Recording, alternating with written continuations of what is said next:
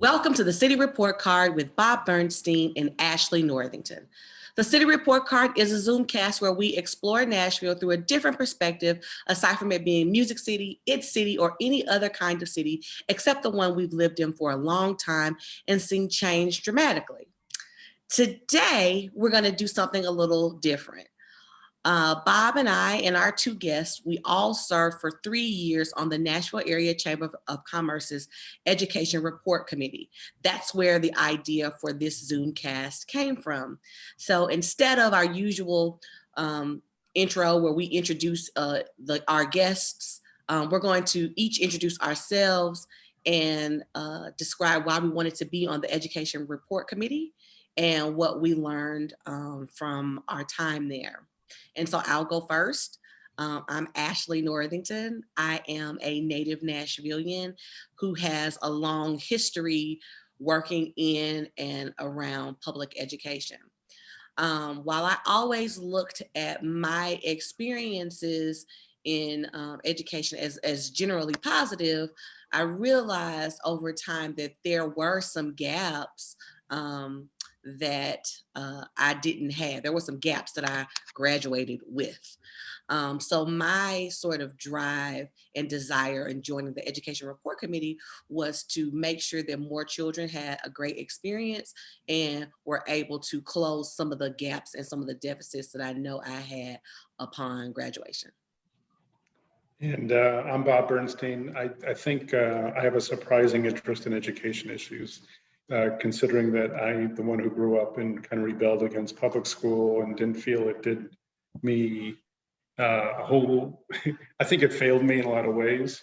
And because of that, I became interested in education issues. And because of that, when I had kids and had time to thought about where to put them in school, I put them in an alternative, a Montessori school program. But over the time, I've read a lot of articles and books. I served on founding member of a charter school startup. And so when I heard about this committee that studies in depth the public schools, I saw it as a great opportunity to kind of learn more about what I didn't know. And over the 3 years, it's been amazing experience. And I'm continuing this education now as a member of the Leadership Public Education Committee. So I'm excited about it. And let me just turn this over to Laquita to give her story. Hello, my name is Laquita Stribling, and I'm the Vice President of Sales and Customer Experience with Bernstein, where I've been for almost 25 years now. But what I will say is I left high school thinking I would be an English teacher. I went to college to major in English, and I did everything but student teach, and I realized that I probably could make a better living doing something else other than teaching. But I came from a long family of educators, and my mom taught English, French, and Spanish for 34 years. And many of my aunts and uncles are educators. So I've always been around education.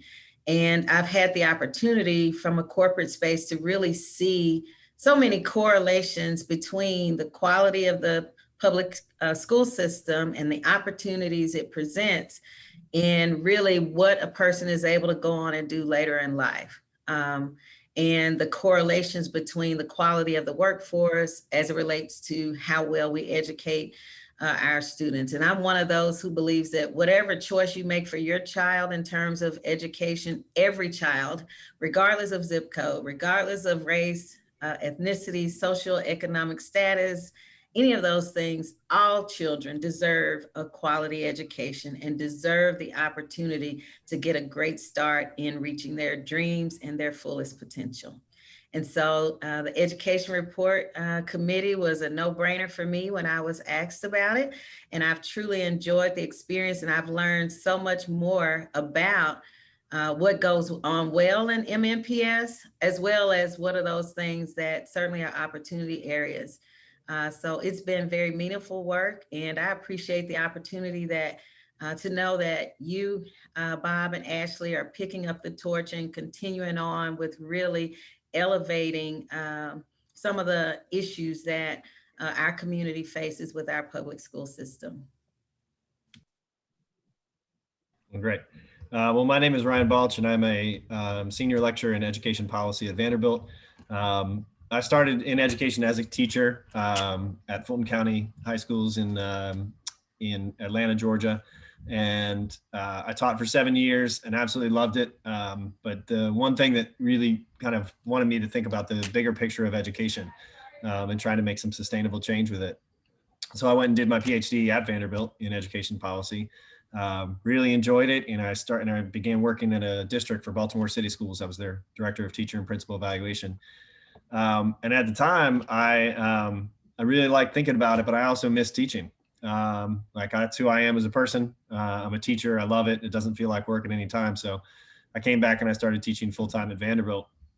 But I missed thinking about education from a system level and really trying to do the work of helping education at the district and state level. And so I was really excited about, I can keep my day job where I get to work with individual students. I'll coach science teachers that are becoming new teachers, or I'll teach teacher policy and public policy in classes in psychology.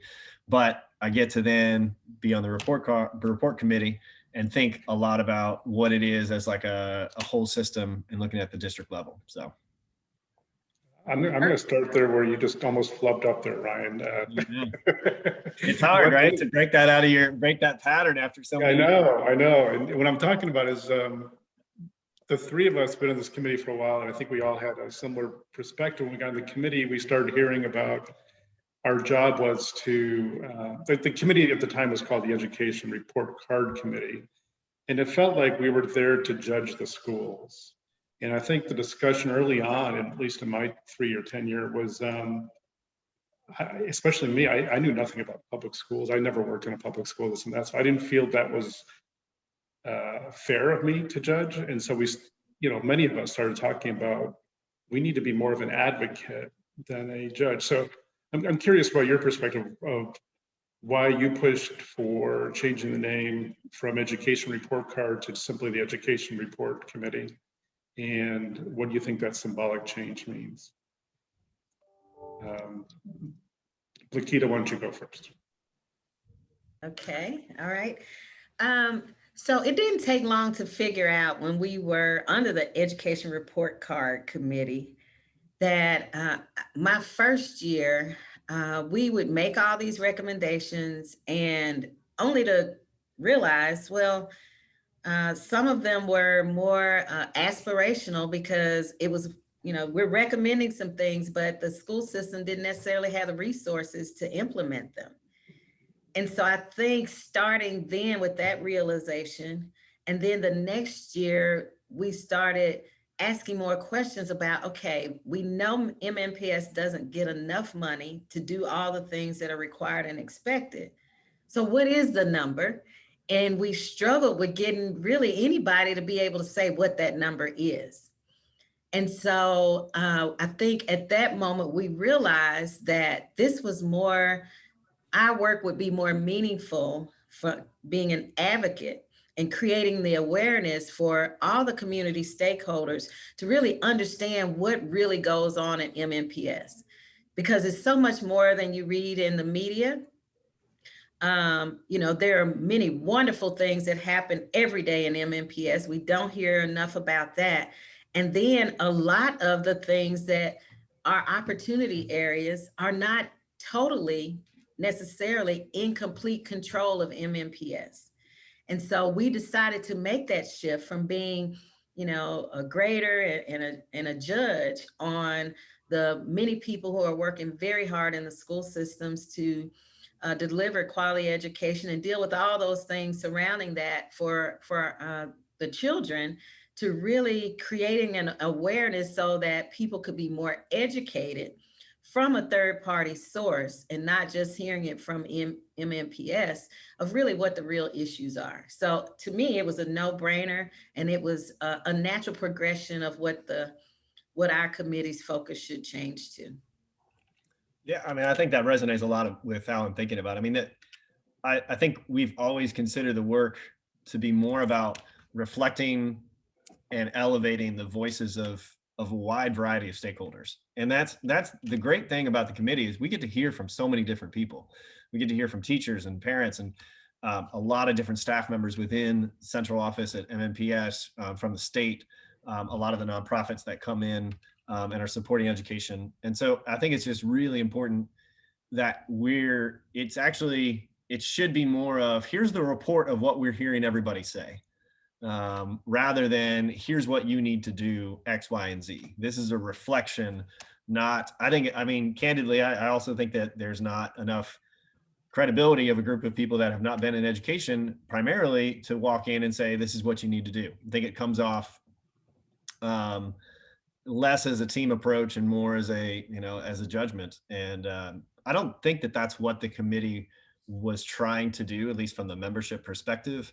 And so I think the name actually reflects more of what our actual function was. And it's also got an aspirational reminding us of what this is about. So.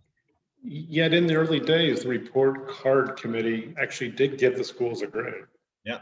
And so it's interesting to see the evolution to me of the committee, that it went from, it seemed to be created to be a way for the Chamber of Commerce to help to work toward improving the schools to do better city recruitment.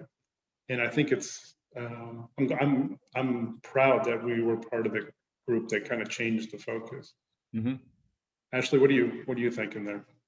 Yeah, I think that the committee has sort of evolved in other ways too. So aside, from the name change, Bob, you just brought up that the committee used to give grades to school, which is appalling to me, but I understand that things change over time. I think one of the biggest sort of evolutions that has happened, at least over the 3 years that was on the committee, and from hearing from previous folks, is that we were more, this committee, this group was more interested in advocacy and more interested in figuring out how we lock hands and roll our sleeves up and actually get into the work, as opposed to sort of just looking at it at a peripheral sort of view. This group was more interested in how do we activate, those recommendations. Ryan or Laquita, do either of you see any other changes or evolutions of the committee? Yeah, I think there's an assumption that MNPS is as this all powerful organization that can all of a sudden flip a switch and make things do things in a different way. And I think that, Laquita, you touched on that a little bit about a lot of the things that we want aspirationally for things to happen, in which, take money. And they're not solely responsible for their budget, right? There's a lot of support mechanisms that come in. There are influences from the state, from what happens at the city level, from city council. There's just so many parts that I think the report previously considered it as just an isolated and independent autonomous organization, which is not reflective of how that things work in a city. And so I think that the committee then saw that their role is they're one part of this larger system, the whole city, as we've, kind of mentioned a few times, and Bob's words on that. So, that we are one part of the whole city. And I think that's the assumptions are now bigger about what influences how decisions are made about education. Mm-hmm. Mm-hmm. Laquita, can you share, I don't know if you have any more thoughts on the evolution, but I would love to hear from you, what you think the most important recommendations were from the 2020 report, aspirational or otherwise. Well, let me speak to probably more of the evolution first. Okay. I love the fact that I do think we were, over the last couple of years, our groups have been, the committee has been different in that we have shifted to more of an advocacy role than ever before. I think we are even pushing back that there are a number of stakeholder groups in the whole city who should be doing more. And then I'm excited about the opportunity where Ryan and I will spend some time over the next few months talking to different stakeholder groups from more of an awareness and informational, educational perspective to not assume that people really know and understand the challenges and opportunities of MNPS, not to mention throwing in this whole COVID thing in the mix. And so I'm excited that we'll get an opportunity to really continue this work in a way where I think just presenting the report and releasing the report in the past was the crescendo of our work over the last 6 months. And I'm glad to see that, you know, we'll be able to maybe do some more meaningful things to continue to create the awareness necessary to properly support our school system, administrators, teachers, staff, students, and all. Can I come back to the question about the recommendations? Let me think about that one just a minute. Absolutely can. Ryan, do you have any thoughts on the most important recommendations from this? I mean, I think the central piece is like you've always got to have a plan for the purpose of something. And I think that, you know, and all the financial elements, like there's, you know, thinking about this as a city plan and how all the different organizations fit within that. I think all of the rest of the recommendations are pieces that influence are a part of the plan. And so I really think that having that unified, agreed upon mission, even if it's not the perfect mission, right? Nobody's going to get exactly what they're looking for. But I think if you have an agreed upon, you know, destination, vision of where you're going, then a lot of the other recommendations can either fit or not fit within that. And so I think that's the first thing to start with, is really creating that plan in a very collaborative fashion. Yeah, the way I look at it, and I know we all did 3 years in the committee, but our 3 years didn't quite exactly line up because some of us took a break in between. So, but to me, my 3 years in the committee without any plan kind of made sense. First, we studied every year we have a special topic. And the first year I was in the committee was SEL, social emotional learning. And while there seems to be a lot of misunderstanding in the general public, and you know, including me, before I started looking at what that really meant, and thinking that should take a backseat to pure academics, that was my thought process. You know, a lot of people's thought process at the beginning. But then you realize how important it is to get kids to deal with their social emotional well-being, because you can't teach mathematics when kids are, you know, having trauma wherever, whatever. In the second year, we kind of came up with this concept of whole city. Like the school district won't really improve until we deal with the whole city in terms of taxes, in terms of commitment and everything else. If we're not going to fund the schools, it's kind of hard to hold them responsible for a lot of things. And then third year, nobody expected a pandemic, but during the pandemic, what we saw the schools dealing with were a lot of social emotional learning issues. And then they had to get the whole city behind funding computers for the kids and how to distribute food to the families that needed it, that expected to get to school. So to me, my 3 years in the committee kind of made sense as a whole and really shifted the thinking about pure academics, pure test scores, got into, it's like, which I think the public generally talks about is what's our school's test scores on science or math or English. And my 3 years made me realize that school is so much more than that. And the only way we're going to deal with that is we recognize that the schools do a whole lot more than just teach pure academics, and fund them for one, and then two, stop grading them or measuring them just on a single test score. Does that make sense? I know I ramble a little bit. You guys are used to that, but how does that? What do you think about that? No, I totally agree. I think, if I could have people come away with one thing about the work we've done, not just this year, but the last couple of years. Bob, you were brilliant in coming up with the whole city idea, because I do think that's the critical missing piece. I said in the op-ed that Ryan and I wrote was that, we're a resilient city. We're a persistent city. We consider ourselves a progressive city. anything we set our minds to do, we can do it. We have done it. I mean, who would have thought in, the South, in a city like Nashville, we have professional football, we have professional soccer, we have, the Skirmahorn, we have Fritz Museum, we have some of the best, and now the National Museum for African American Music. We have some of the finest amenities for a community of our size. Well, if we wanted to, as a community, have the best public school system for our children, I'm just crazy enough to believe we could do that. But what I will say is it does take the whole city. So all the stakeholder groups, it takes parents, it takes students, it takes MNPS, it takes government officials, it takes the state, it takes, churches and nonprofits and the business leaders, the chamber to do more. I just don't believe that this is the best we can do if we set our minds to it. I think, where some kids have an option to get educated wherever, that's great. That's fine. No knock against that.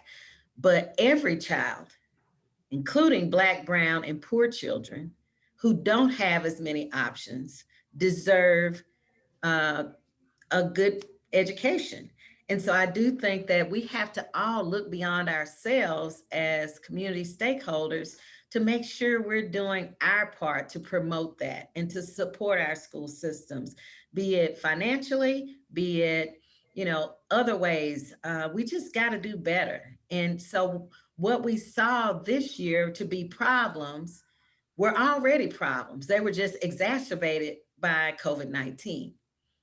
And so it didn't take us very long to get into the topic to see the glaring, gaping holes of what MPS is charged to do and what they're able to do based on, limited resources and in a lot of ways, limited support. It's not quite a quibble, but I'm going to change your language just a little bit. You said look beyond ourselves. And the way I term it is we need to look within ourselves. We need to look in a mirror. And we pride our state and our city and in some ways our country a bit, paying low taxes, and we have no income tax here. Yet what that means is we fund city services. I look at lack of sidewalks, lack of transportation, lack of affordable housing, all these limited things, and then especially education that we studied.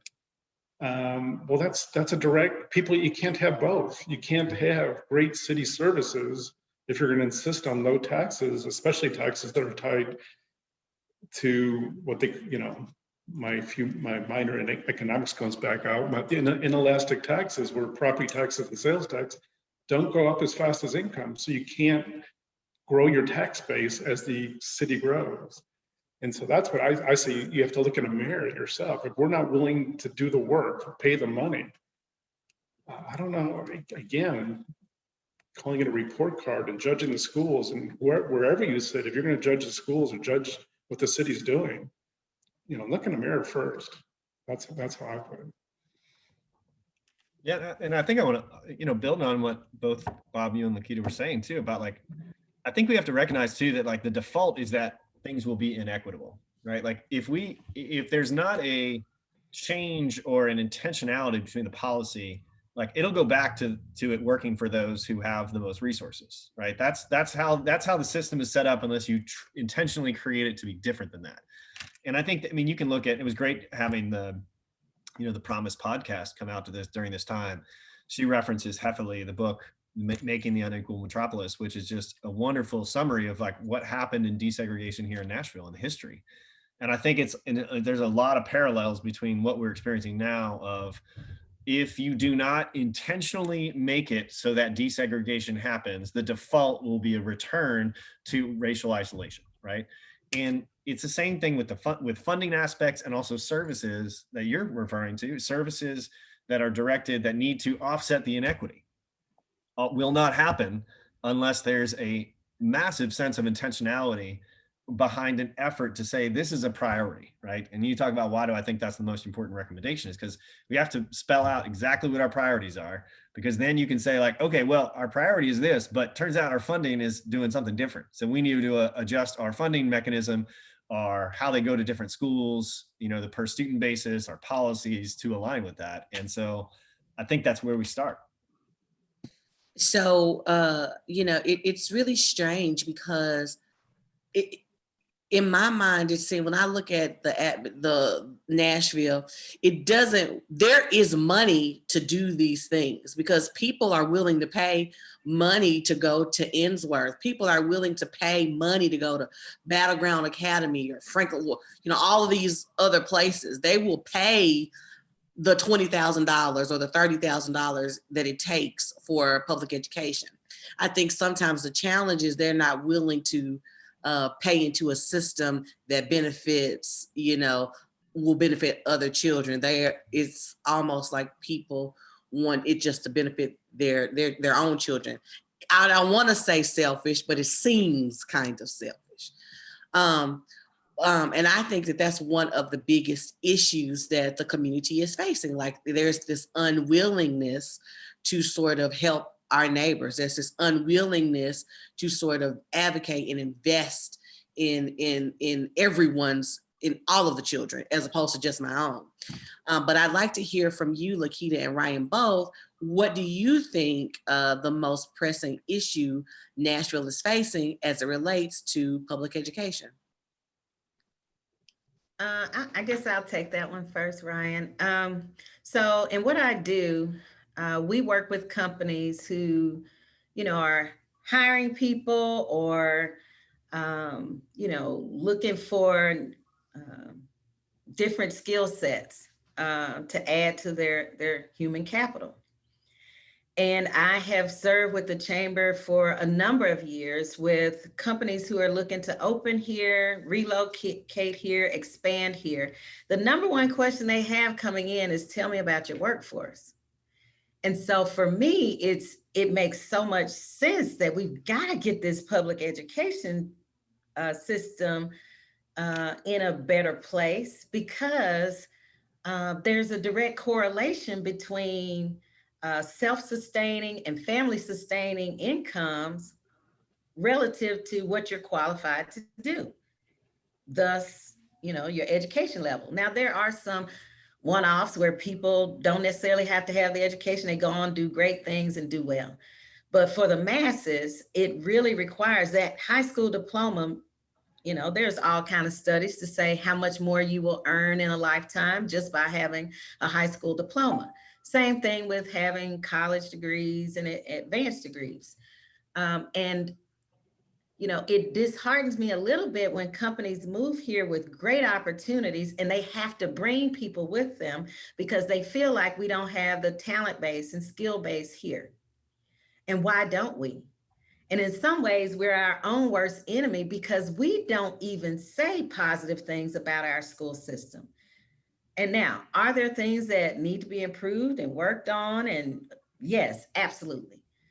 But then going back to the whole city approach, so then we all have to, as Bob say, take the mirror out. Well, what am I doing to help with this?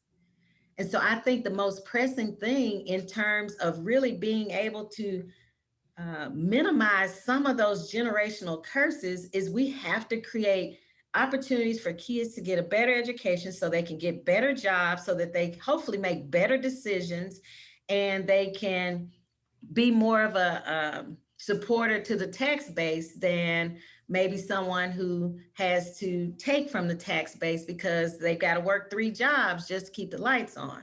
So I just see so many correlations from what my profession is. And I think that's why I try to spend time seeing if there's a way I can help so that the next generations that we can improve that.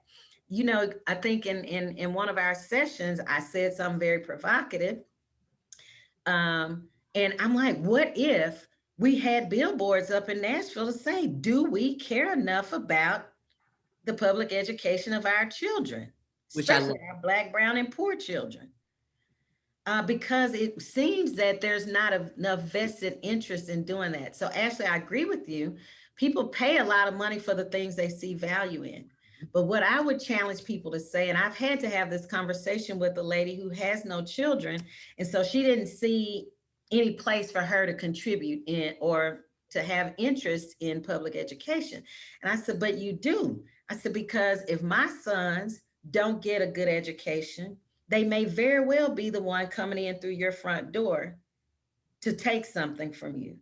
I said, so it is in your interest, because I firmly believe when we all do better, we all do better. And I guess, there's some people who either don't see it that way or see the need to have some level of superiority over others. So I'm not sure what that is, but certainly there's a lot of work to do in this area. And I just believe Nashville, if we got really focused and intentional and deliberate about making our public school system one we could be proud of, I believe we could do it. But it takes more, it's going to take more than MNPS by themselves to be able to do that. I mean, it's been interesting too. I mean, I think that the pressing issue now is the same one it was a year ago. It just all of a sudden people are talking about it a lot more now, right? I mean, it's the reproduction of like inequitable outcomes. And I love what you're saying. I mean, you're talking about like generational curses, right? Like in theory, school is the mechanism by which, you get equal access to opportunity, but it's not happening right now. And that has severe implications, right? But now everybody's wondering about like, well, what happened during online school? Which is, I'm really glad that conversation is happening, but the same thing is happening when schools were in building. It just, there was less attention paid to it. And so if we are reproducing inequitable outcomes, if schools are just a reflection of that and not avoiding some of that, now they're not the only role within the city of somebody of what is needed for that, but they are a really essential role. And now everybody's talking about learning loss, which is great. And that's going to be one of the most pressing issues, but that's not a new issue. And there's been very different outcomes even before. Some people did well in online school and some people did better in online school. Some people in the same thing before, they had, were in schools that were, offsetting this, the generational curse that you talk about, and schools that were just perpetuating and in different classrooms and so forth. And so that's that highlight. And that comes from like, okay, well, let's figure out where you as an individual are, because that varies by student, by class, I mean, there's so much variation within a class, within a school. You can't typecast a school and say, well, it's a bad school or it's a good school or anything like that. So it's about individually, what are the needs that we can address for this student, both on an academic level and an SEL level. So it's getting the information. So there's starting to be an infrastructure about realizing that people are behind. And I just hope that it's not just a pandemic related issue, that it's like that situation existed before. It's going to always be there. And the same mechanisms we're using now need to be like in a formalized structure, not just a Band-Aid that'll help, quote unquote, address the current situation. Yeah, I think probably as Americans, we're great at dealing with emergency situations and disasters and getting the relief there right then. They've been talking about getting laptops, so one kid to one laptop for, I don't know how many years, at least a few years I've been on this committee, but it took a pandemic, then all of a sudden the money showed up. I mean, magically. So the money is there, I believe, if we just commit ourselves that this is what we want to do. I think, I don't know, maybe as negative as I talk sometimes, and I think I'm still really an eternal optimist. I just think we need a little kick in the pants sometimes. Hey, Ashley, can I say one other thing? So when we look at what the needs are and the gaps are for our school system, it is not going to be comfortable to address those things or to resolve those things. Or to talk about that. Oh, and it's not going to be cheap. And so, I think when people hear $900 million, they think that's a lot of money, but they're not thinking about 80-something thousand students. And so when you break it down per ratio for, per pupil, I mean, you're not talking about a whole lot of money. So when people are thinking it's being misspent, I'm not trying to justify that because I'm in no position to do that, but we're not really talking about a lot of money per pupil. And it's not fair to even compare really what private schools spend to educate students, because they can be selective about the students they allow to attend. So, you know, a student in Metro has to take any school age student, no matter what. And so if they have, you know, English is not their first language, and let's say they have some disability, you know, all those types of things, it's not very likely that they would even, you know, many private schools would say that we don't have the support structure to help this student in that way. Whereas MNPS does not have that luxury of being able to be selective. And so, you know, we keep tap dancing around the issue as a city of properly funding our school system, when really, I mean, we can talk about all these things, have all these expectations and demand certain things, but it's going to take money to fix the problems. Ashley, you going to say something? Yeah, go ahead. I was just going to say, so with that being said, it's going to take money to fix the problem. We've got to break these generational curses. What's sort of like the one thing that you wish you could have said in the report, but perhaps didn't get published? I can't wait to hear. Yeah, I think that it should have been probably stated more about like, what are the specific like I would have preferred the report, instead of saying, here's what MNPS needs to do, is that here's all the awesome businesses we've identified problems, and we found the X business that's going to step up and take care of something in that issue. I wish the leverage had been utilized way more to say it should be a report of the great things that we're doing as a chamber to help education because we've identified these issues, as opposed to somewhat punting and saying, now y'all take care of this, right? So I would have liked a lot more discussion of action. I would a lot more using connections and resources to target, like, here's who's willing to help and here's what they're doing. And this is what we've been able to do as a result of the identification and work of our committee. So I wish that had been stated more. Laquita? Yeah, mine is along those lines too. I think, you know, I think about, for example, I do think the whole city really needs to be hammered. And if I could have gotten it in the report, you know, I do think that the mayor and the chamber should take probably a bigger stance in this regard. You think about the influence of business leaders that we have in this city, and just them deciding that they're going to come together and do something about this. I have no doubt that we could see a difference pretty quickly. And so I would probably have said more strongly, I think the chamber needs to take a stronger role, and beyond the report. I think it's great that they do that and provide the oversight and awareness, but I think we're at the point we need to go beyond that, as well as the city of really leading the way, maybe some promotional campaigns or different things to really better educate the citizens of the community as to what's going on, what's needed, and the why.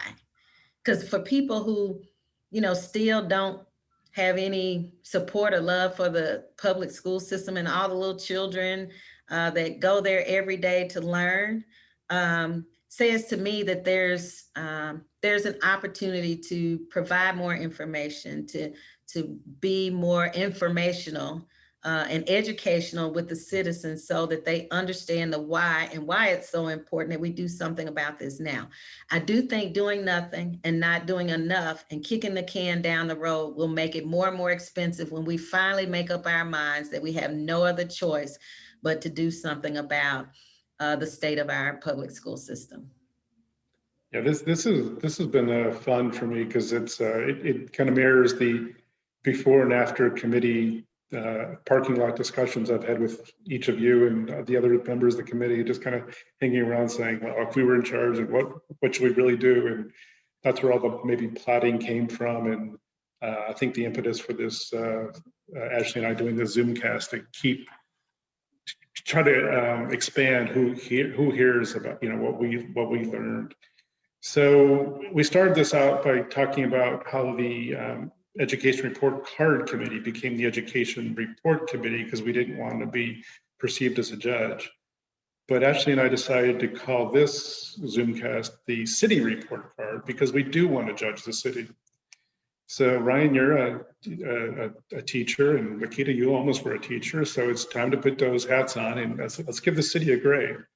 I'm going to leave it a little open so you can give any particular person, group, organization. What do you want to? Let's put a grade on something today. And Ryan, you're smiling the most, so you have to go first. Well, I mean, I think this is somewhat intuitive to the idea that we're going from a report card to a report, right? Is the trying to like instead of judging the schools, we're grading the whole city. No, that's what we thought. We did the whole city report. I still think that puts you a little bit at an arm's length, right? And me grading you says that I have some sort of power and position or whatever it is that I am allowed to judge you. And I would argue that as an active equal participant, I think that almost goes against it. And so I'll give a self grade of needs improvement, right? Rather than like a letter grade. And like, and that's where I'll stay with that. Laquita, do you want to give a grade? Yeah, I think with so many stakeholder groups, it's hard to give like an A, B, C, D, or F, because I do think there are so many people in this city who are doing a lot of work toward this end. I was on a Zoom call night before last, of a group called Nashville Propel, a group of parents that really do a lot of work in this space. I'm a new member to Teach for America who's doing a lot of work in this space. And then you think about the Pencil Foundation and all the other nonprofits and all the people in MNPS who do a lot of great work. I do think the chamber, it's great that they sanction a committee every year to look into this. So, I mean, there are a lot of, and Mayor Cooper had, got right in to make sure we got the funding to help support COVID relief. So I do think there's been a lot of work done. So let's say that's an A. But over here in terms of all the, many gaps, many opportunities in the negative press we give our school system, that's an F. So somewhere in there, it's probably, just barely passing if you put it all together. So I would say, yeah, there's definitely opportunities for improvement, and we need it right away. And so I'm excited that what you, Bob, and Ashley are doing to continue to create the awareness and provide more information about what's really going on. And then Ryan and I having the opportunity over the next few months to speak to different stakeholder groups to make sure they also have more information as to what's really going on. So. Love it.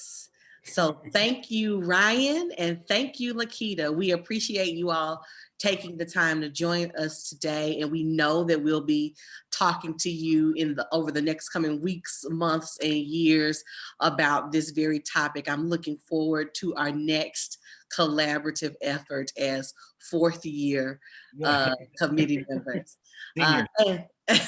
And thank you all for tuning into this week's episode of the City Report Card. See you next week, and goodbye for now.